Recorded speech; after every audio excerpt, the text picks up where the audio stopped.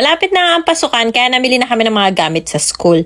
Bag section kami unang pumunta at nag-ikot-ikot muna kami sa iba't ibang brands bago namili.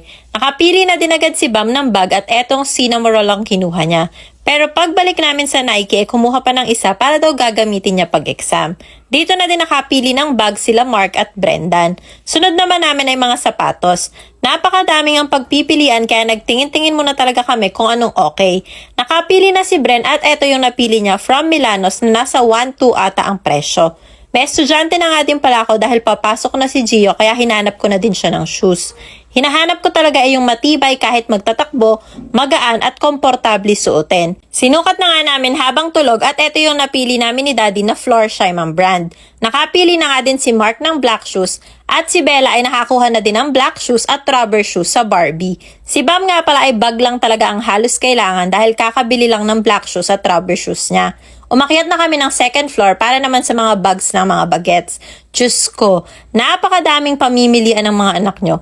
Nagising nga si Gio nung nagpunta kami dito dahil puro Marvel ang mga designs. Nakapili na din siya ng backpack na Spider-Man pero pinalitan namin dahil masyadong malaki wala naman siya halos ilalaman.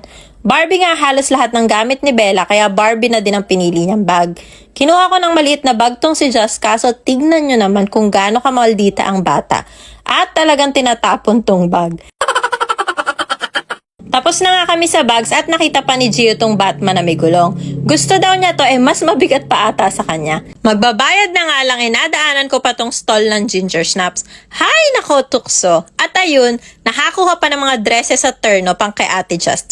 Para makompleto na nga ang mga gamit ng mga bata nagpunta na kami dito sa National Bookstore. Kumuha nga lang ako ng 2 pack ng paper, 2 notebook, pencils at crayons para kay Gio. Tinanong ko yung teacher sa daycare at yun lang naman daw muna ang mga kailangan. Matagal pa nga pala ang pasukan nila pero sumabay na din kami ng bili. August 1 kasi ang pasukan ng mga bata. Si Gio naman ay August 29 pa. Malamang ering mga binili namin ay magagamit na bago pa magpasukan. Etong mga crayons malamang putol na nun. Kumuha na din kami ng mga drawing at coloring books dahil eto talaga ang hilig ni Gio at Chas ngayon. Kumuha na nga din pala ako ng clear book para gagamitin sa hospital documents ni baby. Konti nga lang yung pinamili namin dahil hindi naman sila mga kumuha ng notebooks at sa school mismo binibili. Nagbayad na kami at pagkatapos ay tumambay muna kami dito habang sila ay mga namimili pa ng mga kung ano-ano. Pagod na kasi ng sobra si Buntis. Eto ngang magtita buti natahimik na at napirme na dito. Sobrang kulit kasi nitong dalawa pag nagsama. Umuwi na nga kami at dito na kami sa NLEX nag-dinner. Walang tapaking sa amin kaya tuwing lumuluwas talaga kami, hindi pwedeng hindi dito kakain. Walang kuryente sa kapitbahay pero kami panood-nood pa ng TV dahil dito sa nabili kong portable solar generator. Talaga namang marirecommend ko na dapat lahat ng bahay meron nito lalo na ngayon na nagsisimula na naman mag-uulan at mawala ng kuryente. Maliit at napaka-portable pero sobrang laki ng pakinabang. Walang kuryente pero makakagamit kayo ng electric fan. Hindi lang isang electric fan kundi 2 pa ang pwede ng sabay. Pwedeng-pwede din kayong mag-charge ng mga gadgets ng sabay-sabay.